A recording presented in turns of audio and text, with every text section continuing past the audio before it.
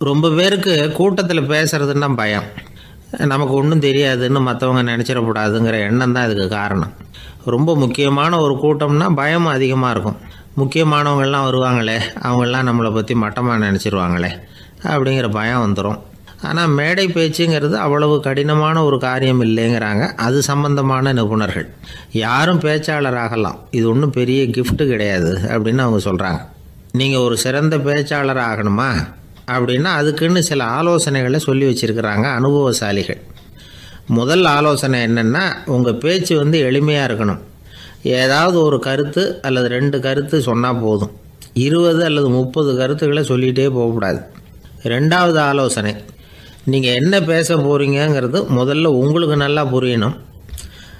அதுக்கப்புறம் தான் அதை அடுத்தவங்களுக்கு புரிய வைக்க முடியும்.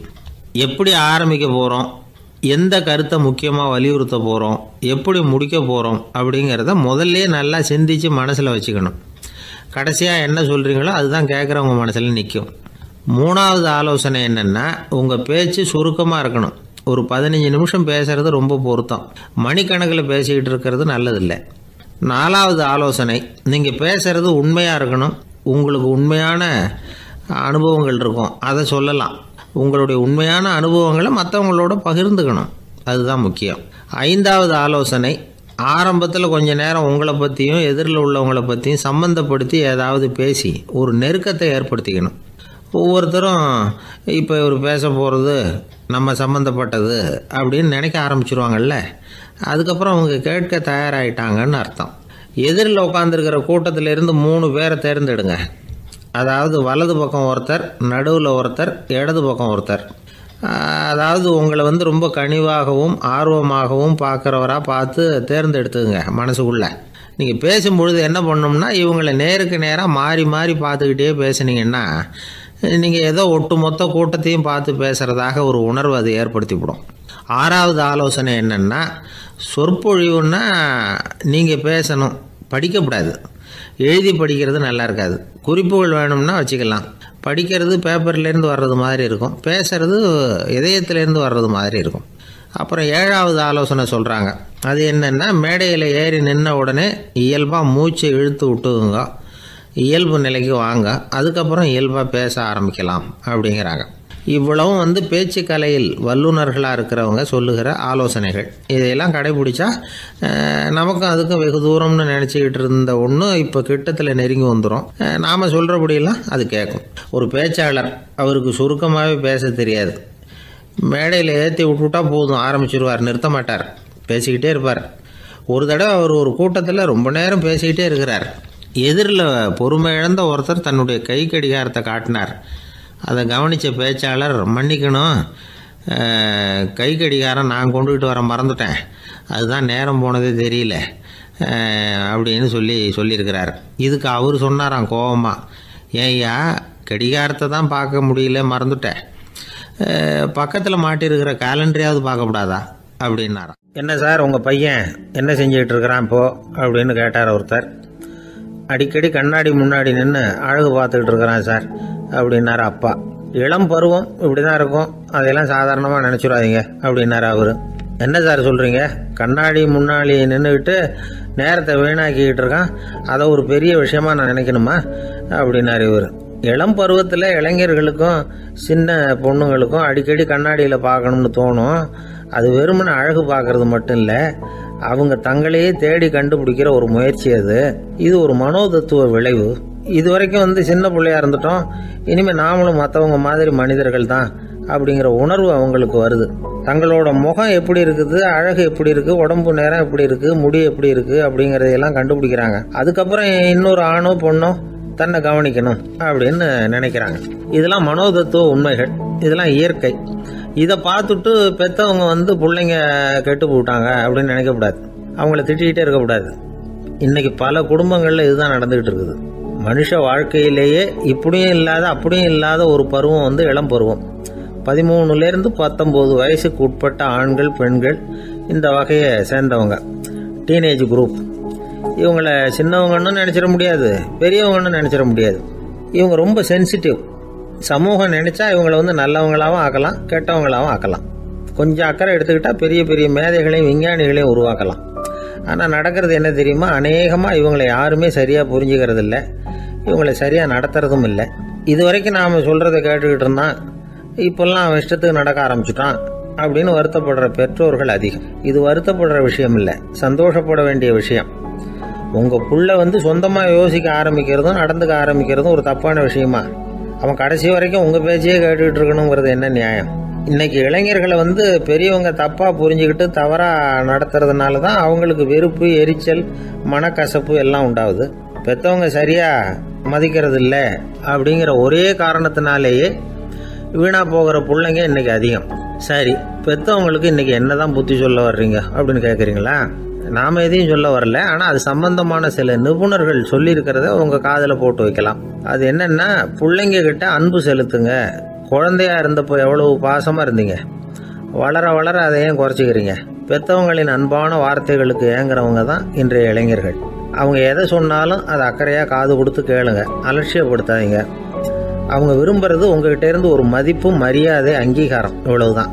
அவங்க அவங்களாவே முடிவுகள் எடுக்கட்டும், அதுக்கு நீங்கள் உதவியாக இருங்க, அது போதும். மற்றவங்க முன்னாடி, முக்கியமாக அவங்க நண்பர்கள் முன்னாடி அவங்கள பற்றி மட்டமாக பேசாதீங்க. அவங்கக்கிட்ட பொய் சொல்லக்கூடாது. நீங்கள் சொன்னது பொய்ன்னு தெரிஞ்சு போச்சுன்னா உங்கள் பேரில் அவங்களுக்கு இருக்கிற மதிப்பு போயிடும், நம்பிக்கை போயிடும். அவங்களுக்கு முன்னாடி நீங்கள் சண்டை போடக்கூடாது.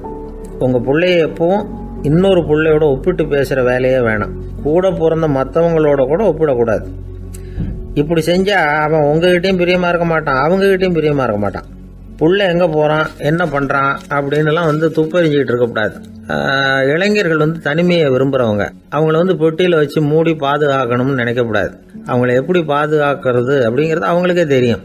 உங்கள் புள்ள எப்படி நடந்துக்கணும்னு நீங்கள் எதிர்பார்க்குறீங்களோ அது மாதிரி நீங்கள் நடந்து காட்டுங்க, அது போதும். ஒரு வீட்டில் அப்பாவும் அம்மாவும் பேசிக்கிட்டு இருக்கிறாங்க, என்னங்க நம்ம பொண்ணு பெரியவளாயிட்டா, அடிக்கடி கண்ணாடி முன்னாடி போய் நின்றுக்கிட்டு இருக்கிறா, சீக்கிரமாக ஒரு பையனை பார்த்து கல்யாணத்தை முடிக்காமல் இப்படி மசன்னு கல் மாதிரி உட்காந்துருக்குறீங்களே அப்படின்னு சத்தம் போட்டாங்க.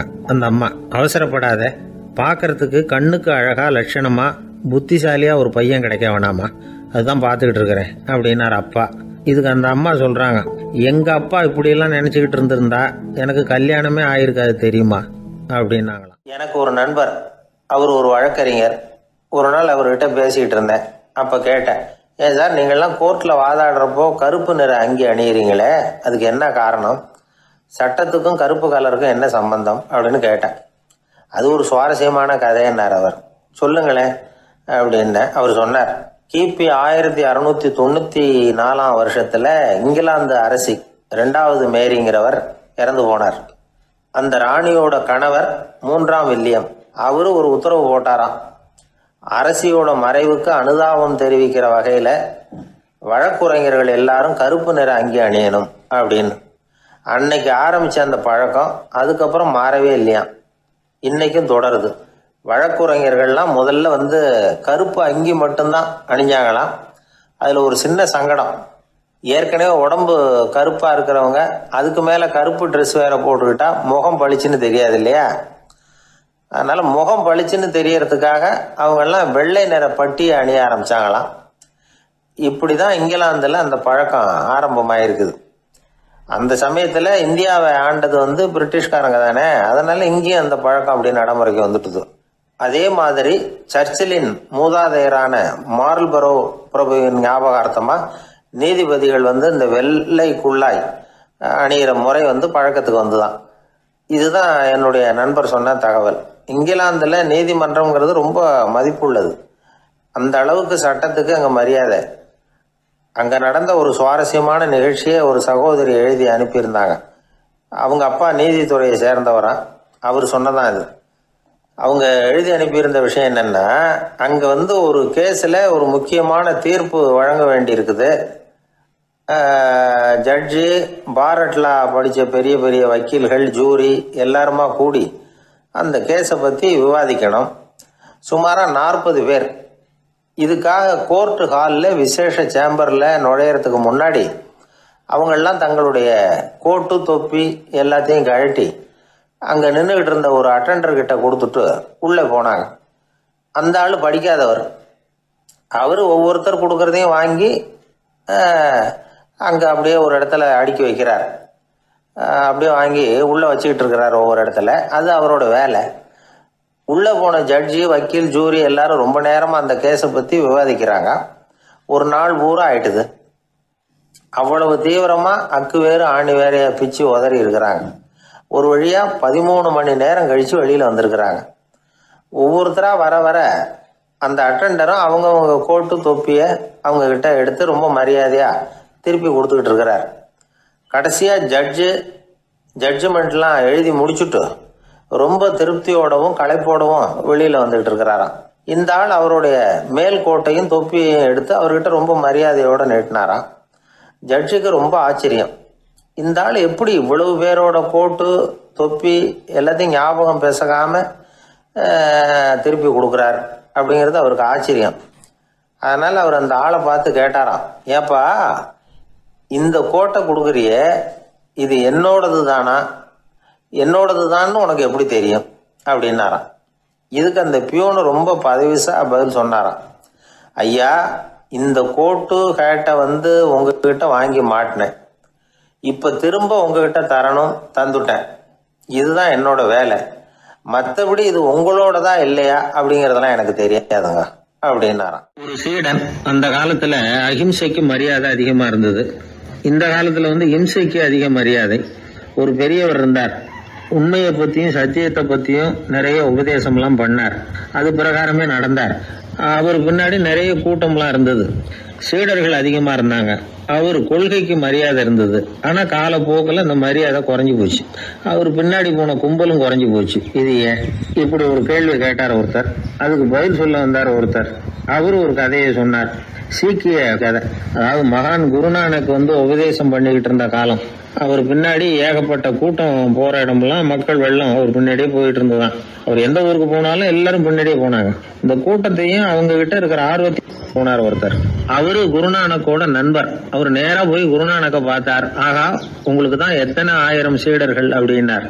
குருநானக் இதை கேட்டுட்டு லேசா சிரிச்சார். அவ்வளவுதான், பதில் எதுவும் சொல்லல. கொஞ்ச நாள் கழிச்சு குருநானக் ஒரு ஊரை விட்டுட்டு இன்னொரு ஊருக்கு புறப்பட்டார். ஆயிரக்கணக்கான ஜனங்கள் பின்னாடி போனாங்க. சும்மா போல குரு மகாராஜுக்கு ஜே அப்படின்னு கோஷம் போட்டுக்கிட்டே போறாங்க. ஒரு சாலை ஓரமா போய்கிட்டே இருக்கிறாங்க. திடீர்னு ஒரு இடத்துல ஆகாசத்துல இருந்து செப்பு காசுகள் மழை மாதிரி கொட்டுச்சு.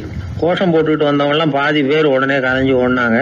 அவங்களுக்கு கிடைச்ச செப்பு காசையெல்லாம் பொறுக்கிக்கிட்டு மடியில கட்டிக்கிட்டு சொல்லிக்காம கொள்ளாம நழுவி போயிட்டாங்க.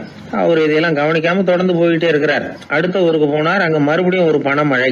போன தடவை செப்பு காசு கொட்டுச்சு, இந்த தடவை இங்க வெள்ளி காசா கொட்டுது. இப்பவும் இருந்த கூட்டத்துல பாதி பேர் கும்பல் அப்படியே கலைஞ்சு ஓடி போய் முடிஞ்ச அளவுக்கு அதை பொறுக்கிட்டு அப்படியே ஓடிட்டாங்க. குருநானக் தொடர்ந்து போறார். இன்னொரு ஊர்ல மறுபடியும் பணமழை. இந்த தடவை வெறும் தங்க காசா விழுது. இதை பார்த்ததும் மீதி இருந்த கும்பலும் கலைஞ்சு ஓடி போய் தங்க காசை அள்ளிக்கிட்டு அம்பேல் ஆயிட்டுது. குருநானக் திரும்பி பார்த்தார். கடைசியா எஞ்சி இருந்தது ஒரே ஒரு சீடர் தான். செப்பு காசு, வெள்ளி காசு, தங்க காசு எதையும் பொருட்படுத்தாம இவர் பின்னாடியே வந்துகிட்டு இருக்கிறார். நீதான்ப்பா என்னுடைய உண்மையான சீடன் அப்படின்னு சொல்லி அவரை வாழ்த்தி அவர்கிட்ட தன்னுடைய பணிகளை ஒப்படைச்சாராம் குருநானக். அவ்வளவுதான் அந்த கதை. அதை கேட்டதும் உண்மைக்கு ஏன் மரியாதை குறைஞ்சு போச்சுங்கிறது புரியுது. நல்லவங்க பின்னாடி போற கூட்டம் குறையறதுக்கு இதுதான் காரணம். காசு தான் முக்கியம்னு நினைக்கிறவங்க அதிகமாயிட்டாங்க இந்த காலத்துல. காசு முக்கியம்தான், இல்லைன்னு சொல்லல. ஆனா காசு நமக்கு அடிமையா இருக்கணும். வேலைக்கார மாதிரி இருந்து வேண்டியதை வாங்கி கொடுக்கணும். நாம காசுக்கு அடிமையாயிடக்கூடாது. அப்படி ஆகும் பொழுதுதான் விவகாரம் ஆரம்பம். இந்த காலத்து குரு ஒருத்தர், அவருக்கு பின்னாடி ஏகப்பட்ட சீடர்கள் இருந்தாங்க. ஒரு காலத்துல ஒவ்வொரு கட்டத்துல ஒவ்வொருத்தரா நழுவி போயிட்டாங்க.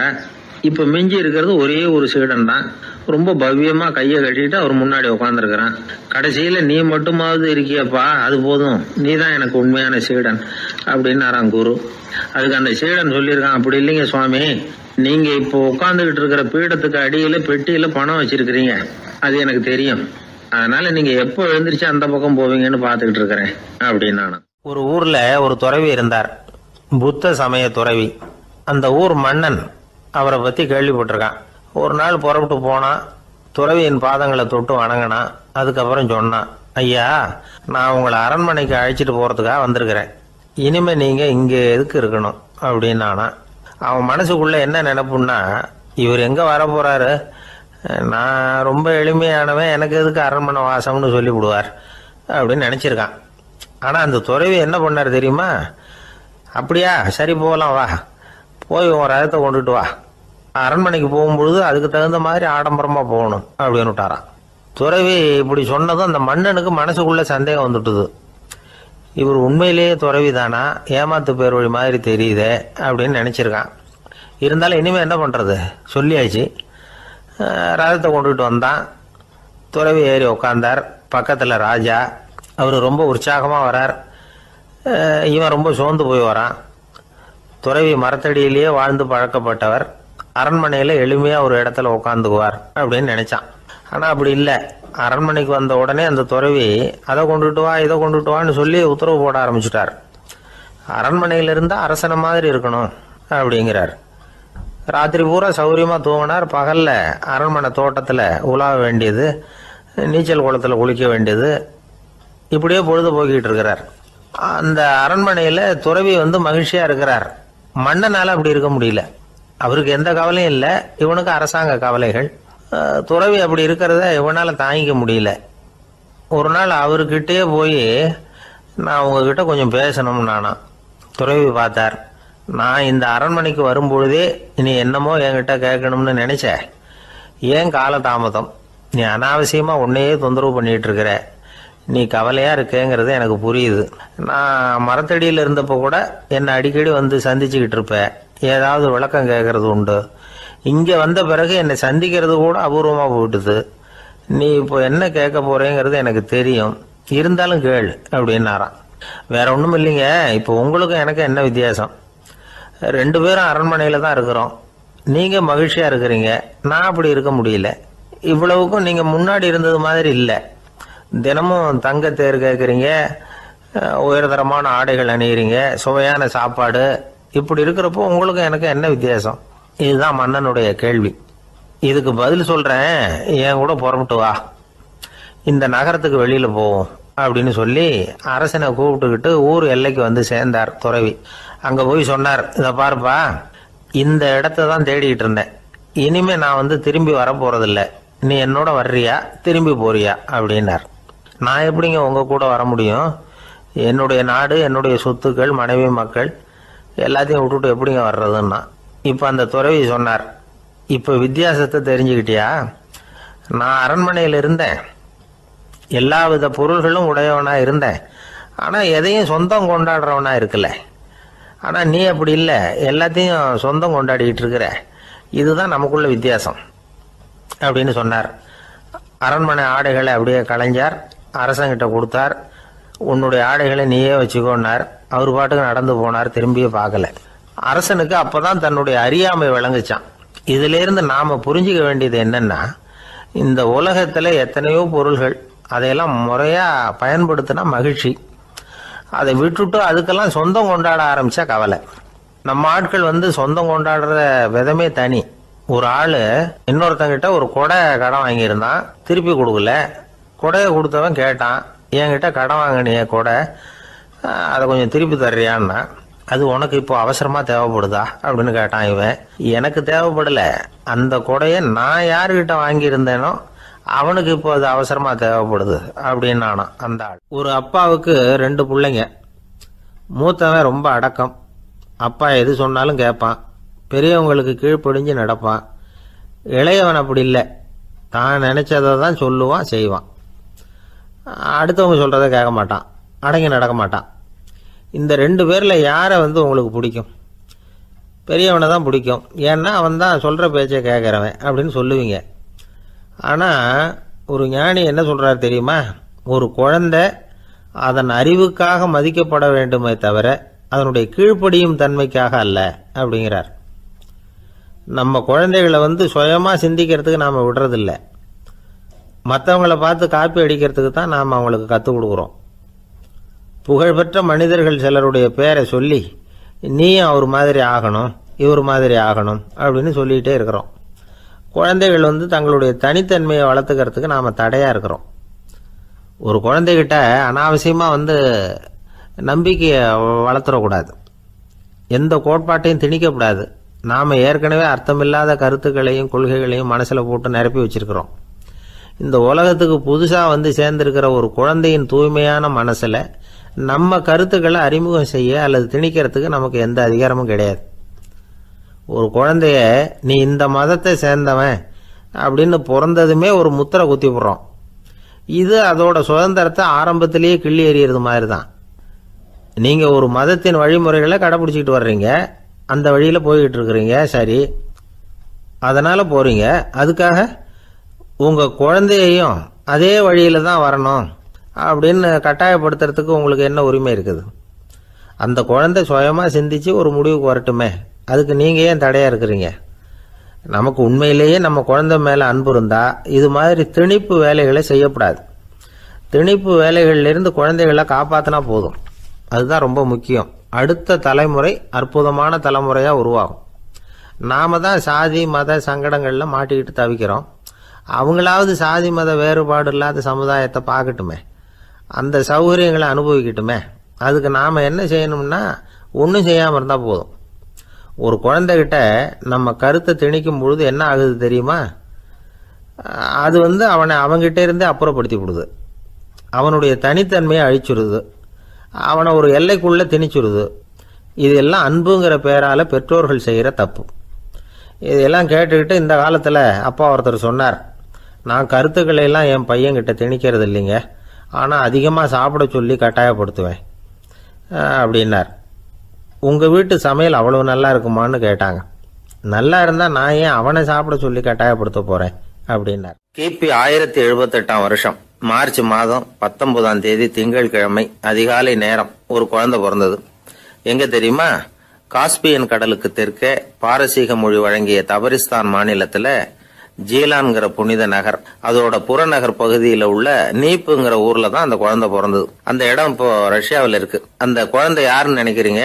அதுதான் முஹித்தீன் பெருமான், ஆன்மீக சாதனைகள் புரிந்த மகான் முஹித்தீன் ஆண்டகை.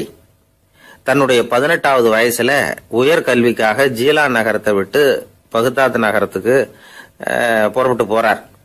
இளம் பிராயம் தானே, அதனால துணைக்கு ஒரு வர்த்தக கூட்டத்தோட சேர்ந்து போயிட்டு இருக்கிறார். ரொம்ப தூரம் போகணும். ஒவ்வொரு இடமா தங்கி தங்கி போயிட்டு இருக்கிறாங்க. ஒரு இடத்துல ஒரு கொள்ளை கூட்டம் பயங்கரமான ஆயுதங்களோட அவங்கள வழிமறிச்சுட்டுது. அந்த வர்த்தக கூட்டம் வச்சிருந்த பொருள்களை எல்லாம் அவங்க பறிச்சு விடுறாங்க. இவங்களும் பயந்துகிட்டு இருந்தது எல்லாத்தையும் அவங்க கிட்ட கொடுத்துடுறாங்க. முஹித்தீன் ஆண்டகை மட்டும் இதையெல்லாம் பார்த்துக்கிட்டு தனியா ஒதுங்கி நிற்கிறார். ஒரு 18 வயசு பையன் மட்டும் இப்படி தனியா அநாத சிறுவன் மாதிரி நின்றுட்டு இருக்கிறத அந்த கொள்ளை கூட்டத்தில் இருந்த ஒருத்தன் பாக்குறான்.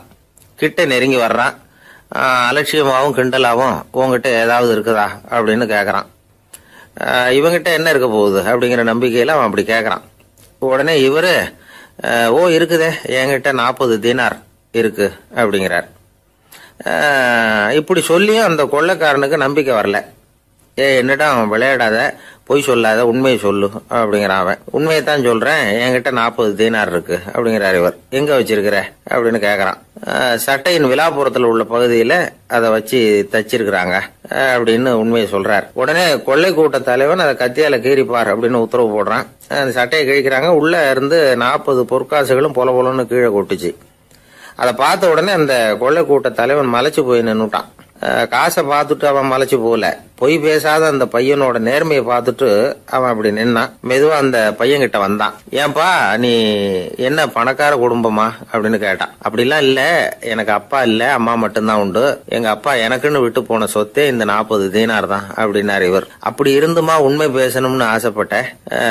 என்கிட்ட ஒண்ணும் இல்லைன்னு ஒரு வார்த்தை சொன்ன உன்னை விட்டுருப்போமே அப்படின்னா அவன். அப்படி இல்லைங்க, நான் இறைவன் திருநாமத்தை அறியக்கூடிய கல்வி ஞானத்துக்காக இப்ப போயிட்டு இருக்கிறேன். இறைவன் திருநாமத்தை உச்சரிக்க வேண்டிய நாவால பொய் பேசக்கூடாதுன்னு எங்க அம்மா சொல்லியிருக்கிறாங்க. அதனால நான் எப்பவுமே பொய் சொல்ல மாட்டேன் அப்படின்னு என்னுடைய தாய்க்கு வாக்கு கொடுத்திருக்கிறேன் அப்படின்னார் அவர். முஹித்தீன் பெருமான் வார்த்தைகளை கேட்ட அந்த கொள்ளையர்கள் மனம் திருந்தி நல்லவங்களா ஆயிடுறாங்க. அந்த கொள்ளையர் தலைவன் பிற்காலத்துல ஒரு பெரிய மகான் ஆயிடுறார்.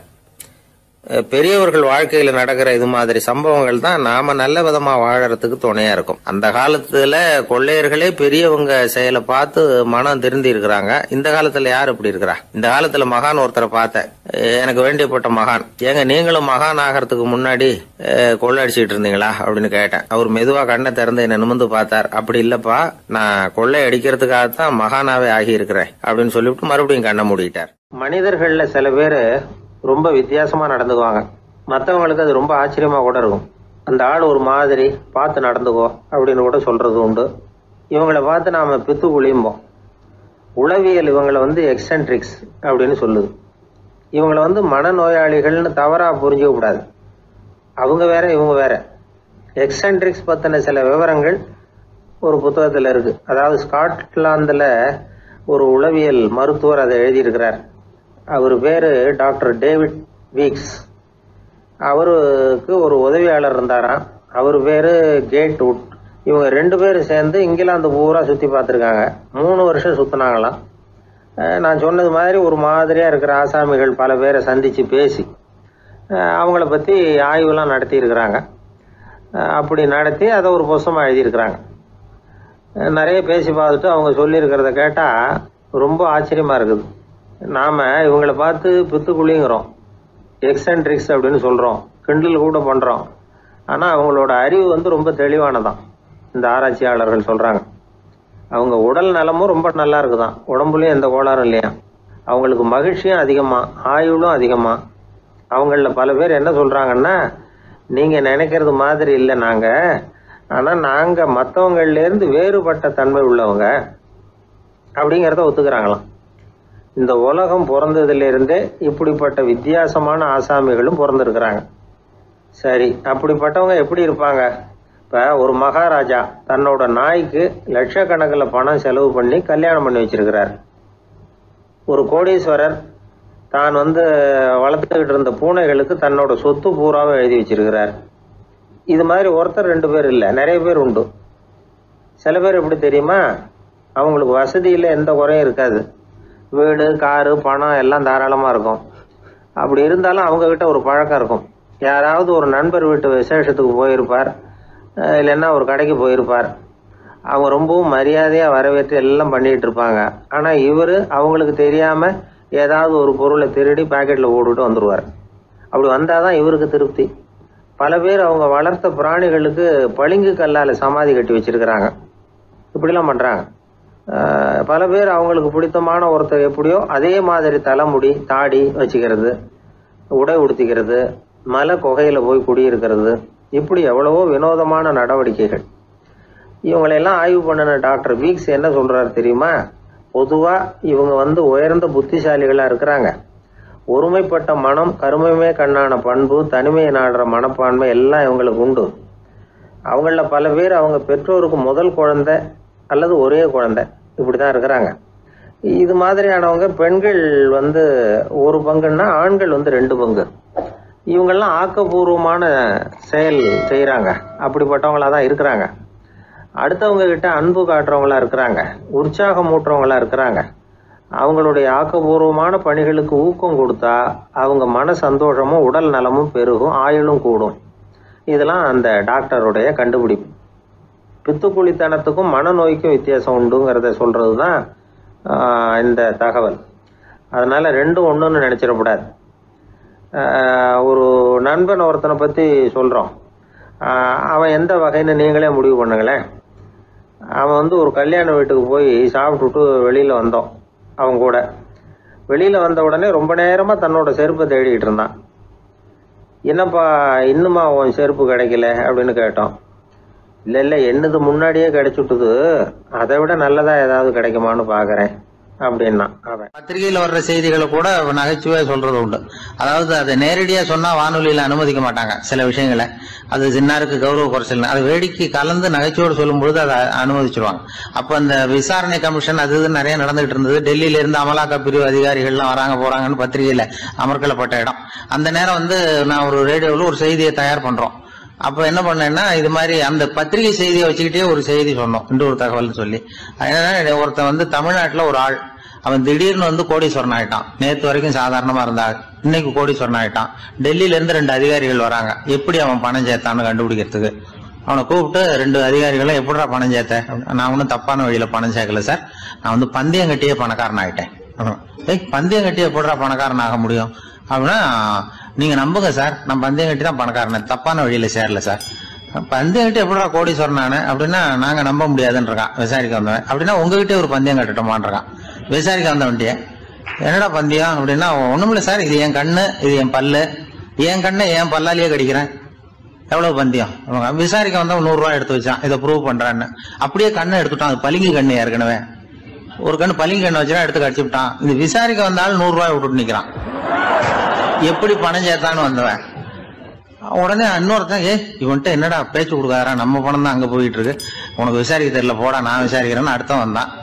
அது நீ ஒழுங்கா சொல்றேன், எப்படிடா பணம் சேர்த்தேன் சார், நீங்க கொஞ்சம் புத்திசாலியா தெரியுது அவரை விட, நீங்களாவது நம்புங்க சார், பந்தயம் கட்டி தான் பணம் சேர்த்தேன், நான் நம்ப முடியாது. அப்படின்னா உங்ககிட்ட இன்னொரு பந்தயம் கட்டட்டுமா அப்படின்றான். வேண்டாம், அவனை ஏமாத்தி விட்டேன் என்னால வேண்டான்றான். இல்ல சார், அவரு ஏமாந்தது பொய் கண்ணு, பளிங்கு கண்ணுன்னு தெரியாது, ஏமாந்துட்டார். இப்போ உங்ககிட்ட பந்தயம் கட்டது நெஜம் கண்ணு, இந்த பக்கம் பளிங்கு கண்ணு கிடையாது, நெஜம் கண்ணு, இதை பல்லால கடிக்கிறேன். அவன் ஒரு 100 ரூபாய் எடுத்து வச்சான். இவன் அப்படியே பல்செட்டை கேட்டினான் தனியா, அப்படியே கேட்டு கடிச்சு விட்டான்.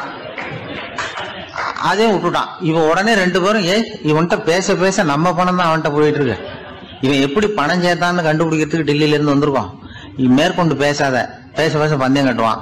திரும்பி போறதுக்கு ரயிலுக்கு டிக்கெட்டு சரியா இருக்கா பாடுறான்றான்.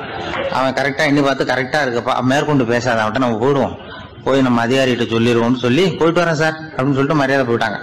போய் டெல்லியில பெரிய அதிகாரிகிட்ட போய், சார் அவன்கிட்ட வந்து விசாரிச்சு பார்த்தோம் சார், தமிழ்நாட்டுல பந்தயம் கட்டி தான் பணம் சேர்த்தேன்னு சாதிக்கிறான், எங்ககிட்ட ஒரு 200 ரூபாய் வாங்கிட்டான் சார் அப்படின்னு. அவருக்கு கோவம் வந்துட்டுது. இந்தியாவுக்கே தலைமை அதிகாரி, இதுக்காகவாடா நீங்க இருக்கீங்க, எத்தனை பேர் இருக்கீங்க உங்களை மாதிரி ஜூனியர் ஆபீசர்ஸ் நம்ம ஆபீஸ்ல இந்தியா பூரா விசாரிக்கிறதுக்கு அப்படின்னா? 30 பேர் இருக்கோம் சார்.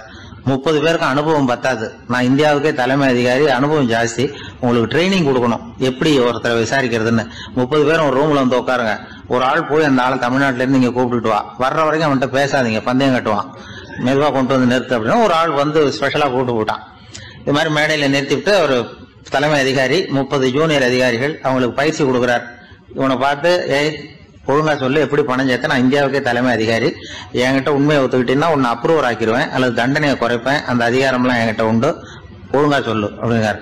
அவர், சார் நீங்க இந்தியாவுக்கே தலைமை அதிகாரி, அனுபவம் ஜாஸ்தி, நீங்களாவது நம்புங்க சார், நான் பந்தயம் கட்டி தான் பணம் சேர்த்தேங்கிறான்.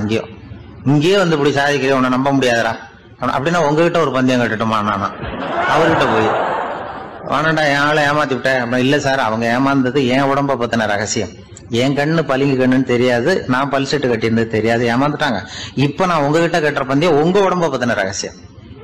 என் உடம்புல என்னடா ரகசியம்? முதுகுல, உங்க முதுகுல 1 ரூபா அகலத்துக்கு கருப்பா ஒரு மச்சம் இருக்கு, உண்டா இல்லையானா? இல்லேன்னு தெரியும் அவருக்கு. இல்லடா, நேத்து வரைக்கும் இல்ல சார், இப்ப இருக்குது மச்சம் அப்படின்னு. உடனே 100 ரூபாய் எடுத்து வச்சார் அவர் தலைமை அதிகாரி. ஒரு 100 ரூபாய் வச்சு சட்டையை கட்டி காட்டுறாரு, மச்சம் இல்ல. இவன் தோத்துட்டான், இங்கிருந்து போனவன். உடனே 200 ரூபாய் எடுத்து வச்சுக்கிட்டு, தோழர்களே இப்படிதான் ஒருத்தரை விசாரிக்கணும், என்கிட்ட இவன் ஏமாந்துட்டான் பாருங்க, துருவி துருவி விசாரிக்கிறதுன்னு சொல்றாங்களே இதுதான் அப்படின்னு விளக்கம் கொடுத்தார். அப்போ இவன் மெதுவாக ஆரம்பிச்சானா, சார் இந்த பந்தயத்துல உங்களுக்கு 200 ரூபாய் லாபம், ஆனா இதே பந்தயத்துல எனக்கு 2900 ரூபாய் லாபம் சார் அப்படின்றான். என்னடா பண்ண அப்படின்னு கேட்டிருக்காரு. உங்களுக்கு தெரியாம இந்த 30 பேர்கிட்டையும் தனித்தனியா ஒரு பந்தயம் கட்டியிருக்கேன். 30 பேர்கிட்ட என்னடா பந்தயம் கட்டினேன்? ஒண்ணும் இல்ல சார், உங்க எல்லாரும் முன்னாடியும் உங்க மேல் அதிகாரியை சட்டையை கேட்ட வைக்கிறேன், உங்களுக்கு பந்தயம் கட்டினேன். போயிட்டு பூரா எனக்கு 2900 ரூபாய் லாபம். அவரு பார்த்தா அதிர்ச்சி ஆயிட்டாரு.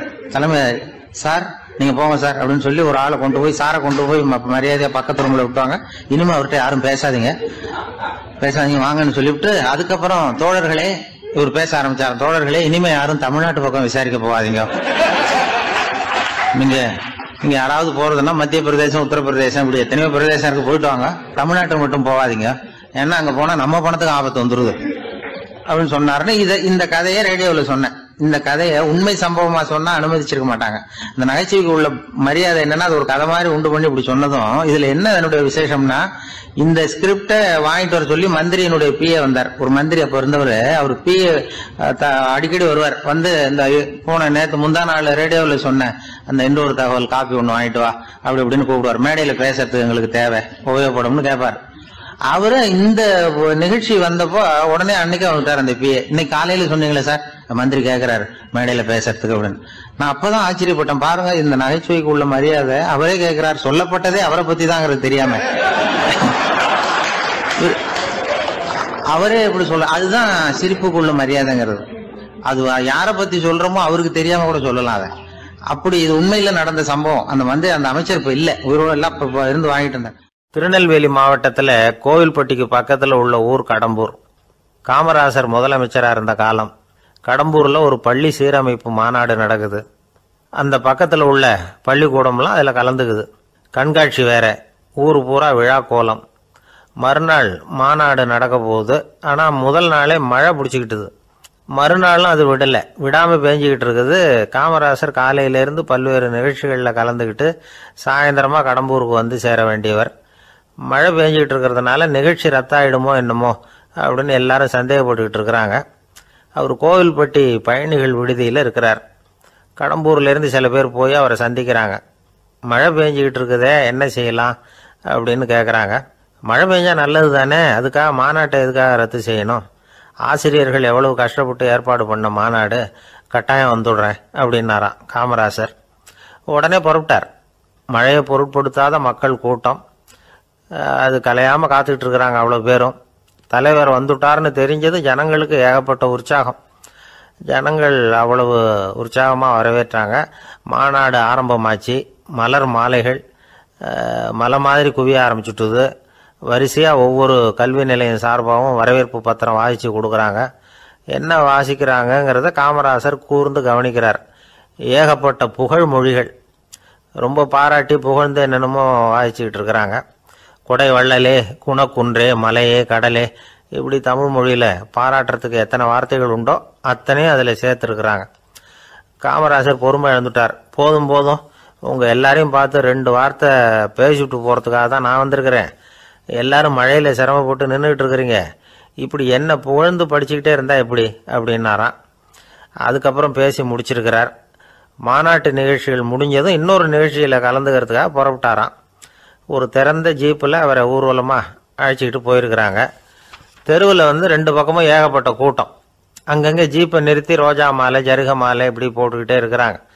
அதையெல்லாம் அப்படி அப்படியே வாங்கி அங்கங்கே நின்றுக்கிட்டு இருந்த குழந்தைகள்கிட்டையும் தாய்மார்கள்கிட்டையும் கொடுத்துக்கிட்டே போகிறார்.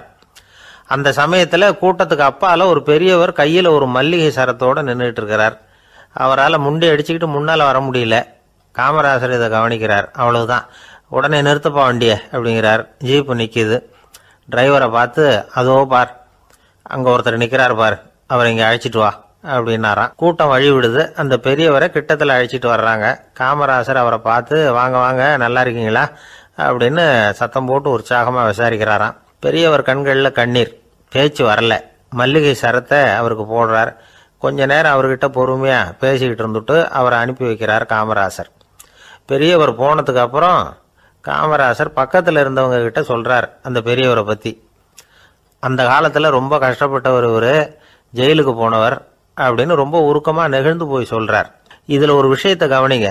தன்னை புகழ்ந்து படிக்கப்பட்ட வாழ்த்து மடலை படிக்க வேணாம்னு தடுத்து நிறுத்தினார். எங்கேயோ ஒரு மூலையில் கையில் ஒரு 4 முழம் மல்லிகை சரத்தோடு ஒதுங்கி நின்றுக்கிட்டு இருந்த அந்த தொண்டரை அவ்வளவு பெரிய கூட்டத்துக்கு நடுவுலையும் தேடி கண்டுபிடிச்சி கிட்டத்தில் கூப்பிட்டு அவர் கொடுத்த அன்பு மாலையை வாங்கி கழுத்தில் போட்டுக்கிட்டார். அதுதான் காமராசர். தோல்விகள் கூட அவரை கொஞ்சம் கூட பாதித்ததில்லை. ஒரு பொது தேர்தலில் அவர் தோற்று போகிறார். தொண்டர்கள்லாம் அழறாங்க.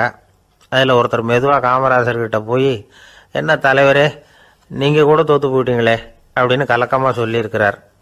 அதுக்கு காமராசர், நான் கூட தோற்று போகிறதுக்கு பேர் தான்ப்பா ஜனநாயகம் அப்படின்னாராம். என்னுடைய நீண்டகால நண்பர் ஒருத்தர் வருஷம் தவறாமல் திருநள்ளாறு அப்படிங்கிற திருத்தலத்துக்கு போயிட்டு வர்றது வழக்கம். அங்கே என்ன சார் விசேஷம்னு கேட்கறது உண்டு. என்ன இப்படி கேட்குறீங்க? சனி பகவான் நலன் விருப்பப்படி அங்கே தானே எழுந்தருளி இருக்கிறார். அவரை போய் பார்த்து ஒரு கும்பிடு போட்டுட்டு வந்தா நம்ம பிடிச்சிருக்கிற சனியெல்லாம் விலகும் அப்படிம்பார். சத்தம் போட்டு சொல்லாதீங்க சார், வீட்டில் வேற யார் காதிலையாவது இது விழுந்துற போது அப்படின்னு சொல்கிறது உண்டு வர்றவங்க. இப்போது நான் சொல்கிறதுல உள்ள நியாயத்தை புரிஞ்சுக்கிட்டு அவரும் கொஞ்சம் எச்சரிக்கை உணர்வோடு நமக்கு நன்றி சொல்லுவார்னு வச்சுங்களேன். அதாவது பார்வை மூலமாகவே. அந்த நண்பருக்கு ஆன்மீக விஷயங்களில் அதிக ஈடுபாடு உண்டு. அப்பப்போ சில புராண கதைகளை எல்லாம் சொல்கிறது உண்டு. ரொம்ப சுவாரஸ்யமாக இருக்கும். எப்போவுமே புராண விஷயங்களையெல்லாம் அறிவியலுங்கிற தராசில் வச்சு எடை போட்டுட்டு இருக்கக்கூடாது. அப்படி பார்த்தா அதெல்லாம் நம்ப முடியாத வெறும் கற்பனைகளாக தோணும், மூட நம்பிக்கைகளாகவும் தெரியும். புராணங்களை புராணங்களாகவே புரிஞ்சுக்கிறவங்களுக்கு அதெல்லாம் அர்த்தமுள்ள செய்திகளை உள்ளடக்கி இருக்கிறதாக தெரியும். அந்த வகையில் தான் இந்த நண்பரும் நிறைய செய்திகளை சொல்கிறது உண்டு. சனியை போல கொடுக்கிறவனும் இல்லை, சனியை போல கெடுக்கிறவனும் இல்லை அப்படின்னு சோதிடர்கள் சொல்லுவாங்க. நாம் ஏதாவது ஒரு வம்புல மாட்டிக்கிட்டா பிடிச்சது சனி அப்படிங்கிறோம். ராவணன் எப்பேற்பட்ட வீரன், அவனே சனி பார்வைப்பட்டது தானே சங்கடப்பட ஆரம்பித்தான் அப்படின்னார் நண்பர். அது எப்படிங்கன்னு கேட்டேன். அவர் சொல்ல ஆரம்பித்தார், இந்த ராவணன் இருக்கானே நவக்கிரகங்களையும் பிடிச்சி கொண்டுட்டு வந்து தன்னுடைய சிம்மாசனத்தில் அப்படியே படிகளாக போட்டு வச்சுட்டானான், ஒவ்வொரு படியாக. பாவம் அந்த 9 தேவதைகளும் ஒவ்வொரு படியாக குப்புற கிடக்குறாங்க. நவக்கிரகம் நம்மளை ஆட்டி படைக்குதுன்னு நாம் சொல்லிட்டு இருக்கிறோம். ஆனால் அந்த நவக்கிரகங்களை ராவணன் எப்படி வச்சுருந்தான் பாருங்க. எல்லாரையும் சிம்மாசனத்துக்கு பக்கத்தில் படிப்படியாக போட்டு வச்சிருக்கிறான். காலை அது மேலே வச்சு தான் ஏறி போகணும். வேற வழி இல்லாமல் எல்லாரும் குப்புற விழுந்து கிடக்குறாங்க. ராவணன் வந்து ஒவ்வொரு தடவையும் இவங்க முதுகில் அடி வச்சு ஏறி தான் அந்த சிம்மாசனத்துக்கு போகிறது வழக்கம். இப்படி நடந்துக்கிட்டு இருக்கிறது நாரதர் கண்ணில் போட்டுட்டு தான். அவர் சும்மா இருப்பாரா? யோசனை பண்ணார் என்ன செய்யலாம் அப்படின்னு. ஒரு முடிவு பண்ணிட்டு நேராக ராவணன் கிட்ட போனாராம். ராவணா, நீ வந்து நவக்கிரகங்களை பிடிச்சி கொண்டாந்து உன்னுடைய சிம்மாசனத்துக்கு படிகளாக போட்டு வச்சிருக்கிற, அது உன்னுடைய வீரத்தை காட்டுது. இருந்தாலும் ஒரு விஷயத்த நீ யோசிச்சு பார்க்கணும். ஒவ்வொரு தடவை நீ சிம்மாசனத்துக்கு போகும்பொழுதும் நவக்கிரகங்களின் முதுகல் அடி வச்சு நீ ஏறி போற, அது உனக்கு பெருமை கிடையாது. அவங்களுடைய மார்புல அடி வச்சு ஏறி போகணும், அதுதான் உனக்கு பெருமை அப்படின்னாராம். இவர் சொல்றதும் சரிதானே அப்படின்னு யோசிச்சிருக்கான் ராவணன். உடனே குப்புற கிடந்த நவக்கிரகங்களை திருப்பி மல்லாக்க போட்டான். அவங்க மார்புல அடி வச்சு மேலே ஏறி சிம்மாசனத்துக்கு போனானா. அப்படி போயிட்டு இருக்கும் பொழுது சனி பகவானின் பார்வை அவன் மேலே பட்டுதான். அவ்வளவுதான். என்னாச்சு தெரியுமா? சூர்பனகை தேடி வந்தா. சீதையோட அழகை பற்றி தன்னுடைய அண்ணங்கிட்ட சொல்ல ஆரம்பிச்சுட்டா. விவகாரம் ஆரம்பமாயிட்டது. அதுதான் சனியினுடைய வேலை அப்படின்னு சொல்லி இந்த கதையை சொல்லி முடிச்சார் என்னுடைய நண்பர். ஆக சனியின் பார்வை வந்து நம்ம பேல படாமல் பார்த்துக்கிறது தான் நல்லதுங்கிறீங்க அப்படின்னு. ஆமாம் சார், இப்போ கூட நான் வந்து உங்கள் வீட்டுக்கு வந்திருக்கிறதே ஒருத்தருடைய பார்வை என் மேலே படக்கூடாதுங்கிறதுக்காகத்தான் அப்படின்னார். யாருங்க அதுன்னு என்னுடைய மாமனார் சார். அவசரத்துக்கு அவர்கிட்ட கொஞ்சம் கடன் வாங்கிவிட்டேன். நம்ம மாப்பிள்ளை தானேன்னு சொல்லி அவர் விட்டு கொடுக்கறதுக்கு தயாராக இல்லை. இன்னைக்கு இப்போ அவர் எங்கள் வீட்டுக்கு வரக்கூடிய நேரம், அதுதான் அவர் பார்வையிலேருந்து படாமல் தப்பிக்கலாங்கிறதுக்காக இங்கே வந்துட்டேன் அப்படின்னார். பார்வை படணும்னு இருந்தால் பட்டு தான் தீரும் போல இருக்கு அப்படின்னா. என்ன சார் சொல்கிறீங்கன்னார் ஒன்றும் புரியாமல். நீங்கள் இங்கே தான் வருவீங்கன்னு அவருக்கு ஏற்கனவே தெரியும் போல இருக்கு. அதனால் உங்களுக்கு முன்னாடியே உங்கள் மாமனார் இங்கே வந்துட்டார். அதுவும் அந்த பீரோவுக்கு பக்கத்தில் தான் பின்னாடி மறைஞ்சு நின்றுட்டு இருக்கிறார் அப்படின்னு. சீடன் வெளியூர் புறப்படுறதுக்கு தயாராக இருந்தான். ரொம்ப தூரம் போக போகிறான். திரும்பி வர நாளாகும். புறப்படுறதுக்கான ஆயத்த வேலைகளில் ஈடுபட்டிருந்தான். அந்த சமயம் பார்த்து இன்னொரு சீடன் அவங்கிட்ட வந்தான். நம்ம குரு உன்னை அழைச்சிட்டு வர சொன்னார் வா அப்படின்னு கூப்பிட்டான். இவன் உடனே புறப்பட்டு போனான். குருநாதரை பார்த்தான். அவர் காலில் விழுந்து வணங்கினான். வணங்கிவிட்டு எழுந்திரிச்சான். அவ்வளவுதான். குரு ஏதாவது உபதேசம் பண்ணுவாருன்னு எதிர்பார்த்தான். ஆனால் நடந்தது என்ன தெரியுமா? குரு அவனுக்கு ஓங்கி ஒரு அடி கொடுத்தார். எதிர்பாராம இந்த அடியை வாங்கினதும் அந்த சீடன் அதிர்ந்து போயிட்டான். பக்கத்தில் இருந்த மற்ற சீடர்களும் திகைச்சு போய் நின்றுட்டாங்க. அடி வாங்கின சீடனுக்கு மனசுக்குள்ள குழப்பம். நாம என்ன தப்பு பண்ணணும்? புறப்படுற நேரத்துல இப்படி குரு கிட்ட அடி வாங்குற மாதிரி ஆயிட்டுதே அப்படின்னு நினைச்சு மனசுக்குள்ள ரொம்ப வேதனைப்பட்டான். கொஞ்சம் துணிச்சலை வரவழைச்சுக்கிட்டு குருநாதர்கிட்டயே கேட்டுட்டான். சுவாமி, நான் என்ன தப்பு பண்ணினேன்? என்னை இப்படி அடிச்சுட்டீங்களே. ஒரு வார்த்தை கூட உங்களை எதிர்த்து நான் பேசினது இல்லையே. இவ்வளவு காலமா உங்க விருப்பத்துக்கு விரோதமா ஒரு காரியம் கூட நான் செஞ்சது இல்லையே. வந்ததும் வராததுமா ஒண்ணுமே சொல்லாம என்ன அடிச்சுட்டீங்களே. குருவே, நான் செஞ்ச குற்றம் தான் என்ன அப்படின்னு கண்ணீரோட பரிதாபமா கேட்டானா அந்த சீடன். ஆனா அந்த குரு முகத்துல கொஞ்சம் கூட கோபம் இல்லை. அவர் சிரிச்சுக்கிட்டே நின்றுகிட்டு இருந்தாராம். அதுக்கப்புறம் சொன்னாராம், என்னுடைய அருமை சீடனே, நீ ஒரு தவறும் பண்ணல. நான் உன்னை அடிச்சது நீ ஏதோ தப்பு பண்ணிவிட்டேங்கிறதுக்காக இல்லை. நீண்ட பயணம் போக போற. ஞாபகமா ஏதாவது கொடுத்து அனுப்ப வேணாமா? நீ ஞானம் பெற்ற பிறகுதான் திரும்பி வர போறேங்கிறது எனக்கு தெரியும். அதுக்கு பிறகு உன்னை வந்து அடிக்க முடியுமா? அதனால இப்ப கிடைச்சிருக்கிற இந்த வாய்ப்பை பயன்படுத்திக்கிட்டேன். அப்போதைக்கு இப்பவே அடிச்சுட்டேன், அவ்வளவுதான், வேற ஒண்ணும் இல்லை அப்படின்னாராம். குரு சிரிச்சுக்கிட்டே இப்படி சொல்றார். இருந்தாலும் இதுவும் ஒரு உபதேசம் தான். அதிர்ச்சிகளால வந்து விழிப்படைய வைக்கிறதும் ஒரு வழிதான். இது வந்து ஜென் வழி. பெரும்பாலும் அதிர்ச்சியின் மூலமாகவே ஞான தரிசனத்தை அருள்கிறவர்கள் தான் ஜென் குருமார்கள். நம்ம தியானம் தான் ஜென். இந்தியாவிலிருந்து இது சீனாவுக்கு போய் கொஞ்சம் பேர் மாறி வளம் பெற்று ஜப்பான்ல ஜென் ஆகி வளர்ந்துருக்குது, அவ்வளவுதான். ஜென்கிறது தியானம். எதை நினைச்சும் தியானிக்கிறது இல்லை, எல்லாத்துலயும் தியானம் இருக்கிறதா சொல்லுது ஜென்.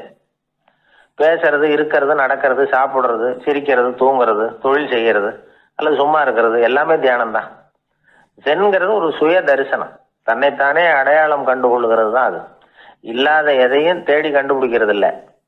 சென் மார்க்கத்தை பத்தி ஓஷோ என்ன சொல்றாரு தெரியுமா? காணாமல் போன தன்னுடைய மூக்கு கண்ணாடி தன்னுடைய மூக்கின் மேல் இருப்பதை கண்டுகொள்வது போன்றது சென் அப்படிங்கிறார். நம்மால் இன்னொருத்தர் முகத்தை ரொம்ப நேரமா உத்து பார்த்துக்கிட்டு இருந்தார். என்ன பாக்குறீங்கன்னாரு அவரு. நீங்க போட்டிருக்கீங்களே மூக்கு கண்ணாடி, அதை தான் பாக்குறேன்னாரு இவரு. நீங்க அப்படி பாக்குறதுக்கு விசேஷ காரணம் ஏதாவது உண்டான்னு கேட்டார் இவர். உண்டுன்னார். என்னன்னு கேட்டார். நேத்திக்கு காணாம போன என்னோட மூக்கு கண்ணாடி அது அப்படின்னாராம் இவர். ஒருத்தர் ரொம்ப கவலையோட வந்தார். ஏன் இப்படி ஒரு மாதிரியா வர்றீங்க அப்படின்னு கேட்டேன். அவர் என்ன நிமிர்ந்து பார்த்தார். என்னை பார்த்து ஒருத்தன் பைத்தியம்னு சொல்லிவிட்டான் சார். அவன் அப்படி சொன்னதுக்கு அப்புறம் தான் நான் இப்படி ஆயிட்டேன்னாரு. அதுக்காக நீங்க பெருமைப்படுங்க, வருத்தப்படாதீங்கன்னு. அவருக்கு ஒன்னும் புரியல. அவரு என்ன ஒரு மாதிரியா பார்க்க ஆரம்பிச்சுட்டார். நான் உடனே ஓஷோ சொல்லி இருக்கிற சில கருத்துக்களை அவர்கிட்ட எடுத்து சொன்னேன். இத பாருங்க, இந்த உலகத்துல பல பெரிய மேதாவிகள்லாம் சாதாரண மக்கள் கண்ணுக்கு பைத்தியமா தான் தெரிஞ்சிருக்கிறாங்க அப்படின்னு விவரத்தை சொன்னேன். ஏன்னா மத்தவங்க மாதிரி அவங்க கவலைப்படுறது இல்ல, எதுக்கும் இறுக்கம் அடையறது இல்ல, சாவை கண்டு பயப்படுறது இல்ல, அற்பமான மகிழ்ச்சிக்கு ஆசைப்படுறது இல்ல. அவங்க முழுமையா வாழறாங்க. மத்தவங்கள இது பாதிக்குது. ஏன்னா இவங்களால அவங்க மாதிரி அலட்டிக்காம இருக்க முடியறது இல்ல. அதனால இருக்க ஆரம்பிச்சு விடுறாங்க. அவன் கிடக்குறான் பைத்தியக்காரன் அப்படின்னு சொல்லி அவங்களுக்குள்ளேயே ஆறுதல் அடையறதுக்கு முயற்சி பண்றாங்க. இதுதான் இன்னைக்கு உலகத்துல நாம பாத்துக்கிட்டு இருக்கிறது. ஆனா ஒரு உண்மை என்ன தெரியுமா? இந்த உலகத்துல பைத்தியக்காரர்களும் புத்தி சுவாதீனம் இல்லாதவங்களும் தான் மகிழ்ச்சியாவும் கொண்டாட்டமாவும் இருக்க முடியும். அதனால நமக்கெல்லாம் புத்தி சுவாதீனத்துடன் கூடிய ஒரு பைத்தியக்காரத்தன்மை இருக்கிறது நல்லதுதான். அப்படி இருந்தாதான் வாழ்க்கையை கொண்டாட முடியும். ஒரு மனநல மருத்துவமனையில ஒருத்தர் சிகிச்சைக்காக சேர்ந்திருந்தார். சேர்ந்து 1 வருஷம் ஆச்சு. தான் குணமாயிட்டோங்கிறது அவருக்கு தெரிஞ்சு போச்சு. டாக்டர் கிட்ட விவரத்தை சொன்னார். இது மாதிரி எனக்கு மனசுல தோணுதுங்க, நான் தெளிஞ்சுட்டேன் போல இருக்கு அப்படின்னு அவர் சொல்லியிருக்கிறார். அவரும் சொன்னார், நீங்க சொல்றது சரியாதான் இருக்கும், இருந்தாலும் உங்களை இங்கேயே வச்சிருந்து சில சோதனைகள்லாம் பண்ணி பார்த்துட்டு அதுக்கப்புறம் வீட்டுக்கு அனுப்புறோம் அப்படின்னார். சரிங்கன்னார் அவரு. அதே மாதிரி அவரை மேற்கொண்டு கொஞ்ச நாள் தங்க வச்சு சோதனைகள்லாம் பண்ணி பார்த்துட்டு இவர் சொல்றது உண்மைதான்னு தெரிஞ்சது. இவர் புத்தி சுவாதீனம் சரியா இருந்தது, இவர் நல்ல நிலைமைக்கு வந்துட்டாருங்கிறது டாக்டருக்கு புரிஞ்சது. அதுக்கப்புறம் சரி, நீங்க சொன்னது சரி, இனிமே நீங்க வீட்டுக்கு போகலாம் அப்படின்னு சொல்லி அனுப்பி வச்சார். இவர் வீட்டுக்கு வந்துட்டார். அதுக்கப்புறம் இவர் தன்னுடைய அனுபவங்களை சொன்னாராம். எப்படி இருந்தது மருத்துவமனை வாழ்க்கை அப்படின்னு கேட்டிருக்கிறாங்க நண்பர்கள்லாம். அப்போ இவர் சொன்னாராம், இத பாருங்க, நான் 1 வருஷம் பைத்தியங்களோட பைத்தியமா வாழ்ந்தேன். அதுல கொஞ்சம் கூட எனக்கு சிரமம் தெரியல. அந்த 1 வருஷமும் 1 வினாடியா போனது மாதிரி இருக்குது. ஆனா நான் புத்தி தெளிஞ்சதுக்கு அப்புறம் 1 வாரம் அவங்களோட இருந்தேன் பாருங்க, அந்த 1 வாரம் தான் எனக்கு ஒரு யுகமா தெரிஞ்சது. அவ்வளவு கஷ்டப்பட்டேன் அப்படின்னாராம். அதனால ஒரு கூட்டத்திலிருந்து வேறுபட்டு வாழறதுங்கிறது கொஞ்சம் சிரமம் தான். பைத்தியங்களுக்கு மத்தியில பைத்தியமா இருந்துடலாம், பைத்தியங்களுக்கு மத்தியில புத்தி சுவாதீனம் உள்ளவனா இருக்கிறதுக்கு ரொம்ப சாமர்த்தியம் தேவைப்படுது. அதனாலதான் இந்த உலகத்துல நாம வாழும் பொழுது மற்றவர்களை அனுசரிச்சு வாழணும். பைத்தியங்களுக்கு மத்தியில பைத்தியமா இருந்தாதான் சுகம் அப்படிங்கிறது தான் இவங்க சொல்ல வர்ற உண்மை. ஹிட்லர் ஒரு சமயம் ஒரு பைத்தியக்கார ஆஸ்பத்திரிக்கு போனாராம் பார்வையிடறதுக்காக. மன நோயாளிகளை எல்லாம் வரிசையா நிறுத்தி வச்சிருந்திருக்கிறாங்க. அவர் வந்த உடனே எல்லாரும் ஹிட்லர் வாழ்கன்னு கத்தணும் அப்படின்னு அங்க உள்ள டாக்டர் சொல்லி வச்சிருக்கிறார். ஏற்கனவே சொல்லி வச்சிருக்காரு, ஹிட்லர் வரப்போறார், வந்தது எல்லாரும் ஹிட்லர் வாழ்கன்னு நீங்க சொல்லணும், கத்தணும் சொல்லி வச்சிருக்காரு. சரின்ட்டு நிக்கிறாங்க. ஹிட்லர் வந்தார். சொல்லி வச்சது மாதிரி எல்லாரும் கத்துனாங்க, ஹிட்லர் வாழ்கன்னு. ஒருத்தர் மட்டும் கத்தாம அமைதியா நின்றுகிட்டு இருந்தார். ஹிட்லர் அவர்கிட்ட போய், ஏன் நீங்க மட்டும் ஹிட்லர் வாழ்கன்னு சொல்லாம நிக்கிறீங்கன்னார். அதுக்கு அவர் மெதுவா, நான் பைத்தியக்காரன் இல்ல, டாக்டர் அப்படின்னாராம். அதனால பைத்தியங்களோடு பைத்தியமா வாழறதுங்கிறது ஒரு சுகம். இந்த உலகத்துல ஏற்கனவே நான் சொன்னது மாதிரி பைத்தியக்காரர்களும் புத்தி சுவாதீனம் இல்லாதவங்களும் தான் மகிழ்ச்சியாகவும் கொண்டாட்டமாகவும் இருக்க முடியும். அதனால புத்தி சுவாதீனத்துடன் கூடிய ஒரு பைத்தியக்காரத்தன்மை நமக்கு தேவை. அந்த நுட்பத்தை புரிந்து கொண்டு நம்முடைய வாழ்க்கையை நாம கொண்டாடுவோம். ஒரு ராஜா இருந்தார். அவர் ஒரு பெரிய கோயில் கட்டினார். பல ஊர்கள்ல இருந்து சிற்பிகள்லாம் கொண்டுகிட்டு வந்தார். அழகழகா சிற்பங்களை செய்ய சொன்னார். ஊர்ல உள்ள ஜனங்களும் கோயில் கட்டுறதுக்கு அவங்களால முடிஞ்ச உதவியை செஞ்சாங்க. ராத்திரி பகலா வேலை நடக்குது. கோயில் கொஞ்சம் கொஞ்சமா வசந்துகிட்டே வந்துட்டுது. அந்த ஊர்ல ஒரு வயசான அம்மா இருந்தாங்க, ரொம்ப ஏழை. அவங்களுக்கு மனசுக்குள்ள ஒரு உறுத்தல், இந்த ஊர்ல எல்லாரும் இந்த கோவில் கட்டுறதுக்கு அவங்களால முடிஞ்ச உதவியை பண்ணிட்டு இருக்கிறாங்க, நம்மளால ஒன்றும் பண்ண முடியலையே அப்படின்னு நினைச்சு கவலைப்பட்டாங்க. அவங்களுக்கு மனசு கேட்கல, ஏதாவது செய்யணும் நம்மளால முடிஞ்சது. அப்படின்னு யோசனை பண்ணாங்க. நல்ல வெயில் நேரத்துல சிற்பிகள்லாம் ரொம்ப சிரமப்பட்டு சிலை வடிச்சுக்கிட்டு இருக்கிறாங்கல்ல, அவங்களுக்கு அந்த நேரம் தாகம் எடுக்குமே, அதனால சிரமப்பட்டு ஒரு குடத்துல தண்ணி எடுத்துக்கிட்டு அதை இடுப்புல வச்சுக்கிட்டு மெதுவா கொண்டுகிட்டு அங்க போறது அப்படின்னு முடிவு பண்ணிட்டு அந்த அம்மா போச்சு. அங்க போய் வேலை செய்யறவங்களுக்கு தாகம் எடுக்கிற போலாம் ஒரு கோவலையில தண்ணியை எடுத்து கொடுத்துக்கிட்டு இருக்கிறது. இப்படியே பண்ண ஆரம்பிச்சுட்டு அந்த அம்மா. ஏதோ அந்த அம்மாவால முடிஞ்ச ஒரு சின்ன உதவி அது. இப்படி கொஞ்சம் கொஞ்சமா வேலை நடந்தது. கோபுரம் வசந்தது, எல்லா வேலையும் முடிஞ்சது. இனிமே கடைசியா கற்ப கிரகத்தின் மேல விமானம் அமைக்க வேண்டியதுதான் பாக்கி. அந்த வேலையும் ஆரம்பமாச்சு. அந்த சிற்பிகள்லயே அனுபவசாலியான ஒருத்தர் இந்த அம்மாவை தேடிட்டு வந்தார். பாட்டி, உங்ககிட்ட இருக்கிற ஏதாவது ஒரு பொருளை கொடுங்க, அந்த விமானத்துல வைக்கலாம் அப்படின்னு நாங்க நினைக்கிறோம் அப்படின்னார். இந்த அம்மாவுக்கு ஒன்னும் புரியல. ஏதாவது இருந்தாவில கொடுக்கலாம், எதுவும் இல்லையே, என்ன பண்றது யோசனை பண்ணாங்க. இத பாருப்பா, என்கிட்ட என்ன இருக்கு, இந்த வாசப்படியில கிடக்குது, இந்த கல்லு தான் இருக்குது, வேணும்னா இத எடுத்துட்டு போங்க அப்படின்னாங்க. உடனே அந்த கல்லை பேத்து எடுத்துட்டு போயிட்டாங்க அவங்க. அங்க போய் பார்த்தா என்ன ஆச்சரியம், அந்த விமானத்து உச்சியில கலசங்களை அமைக்கிறதுக்கான பிரம்ம எந்திரத்தை மூடுற கருங்கல் ஒண்ணு தேவையா இருந்தது. இவங்க எடுத்துட்டு போன கல்லு அதுக்கு ரொம்ப பொருத்தமா அமைஞ்சு போச்சு. ஏதோ அதுக்காகவே அளவெடுத்து செஞ்சது மாதிரி அமைஞ்சுட்டுது. அந்த கல்லையே அங்க அப்படியே பதிச்சுட்டாங்க. ஒரு வழியா கோவிலை கட்டி முடிச்சாங்க. அடுத்தது கும்பாபிஷேகம். அதுவும் ரொம்ப சிறப்பா கோலாகலமா நடந்து முடிஞ்சது. இவ்வளவையும் பார்த்த அந்த ராஜாவுக்கு மனசுக்குள்ள ரொம்ப பெருமையா இருந்தது. இவ்வளவு பெருசா இந்த கோவில் உருவாகிறதுக்கும் இவ்வளவு சிறப்பா இந்த விழா நடக்கிறதுக்கும் நாம தானே காரணம் அப்படின்னு மனசுக்குள்ள நினைச்சுக்கிட்டார். இப்படி நினைச்சுக்கிட்டே அன்னைக்கு ராத்திரி அரண்மனையில படுத்து தூங்கினார். உடனே ஒரு கனவு. ஆண்டவனே அந்த ராஜாவோட கனவுல வந்தார். ராஜா ஆண்டவனை வணங்கினார். இறைவா, உங்களுக்காக நான் கட்டி இருக்கிற கோவில் எப்படி இருக்குது, நல்லா இருக்குதா அப்படின்னு கேட்டார் ராஜா. அதுக்கு இறைவன் சொன்ன பதில் என்ன தெரியுமா, நீ கட்டின கோவில்ல அந்த கிழவியோட நிழல்ல நான் சுகமா இருக்கிறேன் அப்படின்னாராம். இப்படி சொல்லிவிட்டு கடவுள் மறைஞ்சுட்டார். கனவு கலைஞ்சது. ராஜா விசாரிச்சார், யார் அந்த கிழவி அப்படின்னு. எல்லாரும் விவரத்தை சொன்னாங்க. அப்பதான் ராஜா நினைச்சு பார்த்தார், இந்த கோவிலை நானே கட்டினதாக ரொம்ப பெருமைப்பட்டுக்கிட்டேன். ஆனா அந்த வயசான அம்மா வீட்டு வாசல்ல கிடந்த கல்லு அது இறைவனுக்கு சுகமான நிழல் கொடுக்கறதாக சொல்றாரு அப்படிங்கறத எண்ணி பார்த்தார். நான்கிற எண்ணம் நழுவி போயிட்டுதான். கோபுரம் எவ்வளவு பெருசுங்கிறது முக்கியம் இல்ல, குணம் எவ்வளவு பெருசுங்கிறது தான் முக்கியம். அந்த வயசான அம்மா நம்ம நாட்டுல வாழறதுதான் நமக்கு உண்மையான பெருமை அப்படின்னு நினைச்சாராம் ராஜா. இந்த காலத்திலயும் ஒரு ஊர்ல ஒரு கோவில் கட்டினாங்க. எல்லா ஜனங்களும் அவங்களால முடிஞ்சதை செஞ்சாங்க. நம்மால ஒருத்தன் அந்த திருப்பணி குழு தலைவரை போய் பார்த்தான். நான் ஏதாவது ஒத்துழைக்கணுமா ஐயா அப்படின்னு ரொம்ப பணிவா கேட்டான். திருப்பணி குழு தலைவர் சொன்னார், இத பாருப்பா, இந்த கோவில் கட்டி முடிக்கிற வரைக்கும் உன்னுடைய ஒத்துழைப்பு எதுவும் தேவையில்லை. கட்டி முடிச்சு கும்பாபிஷேகம் ஆனதுக்கு அப்புறம் தான் உன்னுடைய ஒத்துழைப்பு ரொம்ப அவசியம் அப்படின்னார். அதுக்கப்புறம் நான் என்ன செய்யணும் சொல்லுங்கன்னா, இவன் இந்த சாமி சிலையை நீ திருடிட்டு போகாம இருக்கணும், அவ்வளவுதான் அப்படின்னாராம். ஒரு ராஜா இருந்தார். நாடு பூராவும் நிறைய மரங்களை நட்டு வளர்க்கணுங்கிறது அவரோட ஆசை. தானே அதுக்கு முன்மாதிரியா இருக்கணும்னு நினைச்சார். அரண்மனையை சுத்தி மரங்களை நட்டு வளர்த்தார். இதை பார்த்துட்டு ஜனங்களும் அவங்கவுங்க வீட்டை சுத்தி மரக்கன்றுகளை நட்டு வளர்த்தாங்க. கொஞ்ச காலத்துல ஊரு பூரா பசுமையா மாறிச்சு. எல்லாருக்கும் சந்தோஷமா இருந்தது. இது ஒரு பக்கம் இருக்கட்டும். இப்ப நான் சொல்ல போற கதை வேற. அதாவது அந்த ராஜா ஒரு நாள் தன்னுடைய அரண்மனைய சுத்தி இருக்கிற விதவிதமான மரங்களை எல்லாம் போய் பார்த்தார். எப்படி இருக்கிறீங்க அப்படின்னு ஒவ்வொரு மரத்துக்கிட்டையும் விசாரிச்சாராம். எந்த மரமும் சந்தோஷமா இருக்கிறதா தெரியல. அது அதுக்கும் மனசுல ஒரு குறை. முதல்ல ஆலமரத்துக்கிட்ட போனார். அது சொல்லிச்சு, மண்ணா, நான் நல்லா பெருசா வளர்ந்துருக்கிறேன், அடர்த்தியா இருக்கிறேன், கிளையெல்லாம் 4 பக்கமும் நல்லா படர்ந்துதான் இருக்குது, இருந்தாலும் எந்த பிரயோஜனமும் இருக்கிறதா தெரியல எனக்கு. என்னுடைய பழம்லாம் ரொம்ப சின்னதா இருக்குது, என் கண்ணுக்கு சரியா புறப்பட மாட்டேங்குது. நான் இருக்கிற சைஸுக்கு என்னுடைய கிளையில இருக்கிற பழம்லாம் எவ்வளவு பெருசா இருக்கணும், அது இத்தனூண்டு இருக்கிறது எனக்கு பெரிய அவமானமா இருக்கு.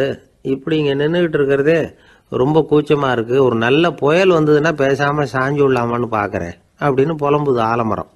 சரி இருக்கட்டும்னு நினைச்சுக்கிட்டு ராஜா அடுத்தபடியா ஒரு அத்தி மரத்துக்கிட்ட போனார். அதுவும் புலம்ப ஆரம்பிச்சுட்டுது.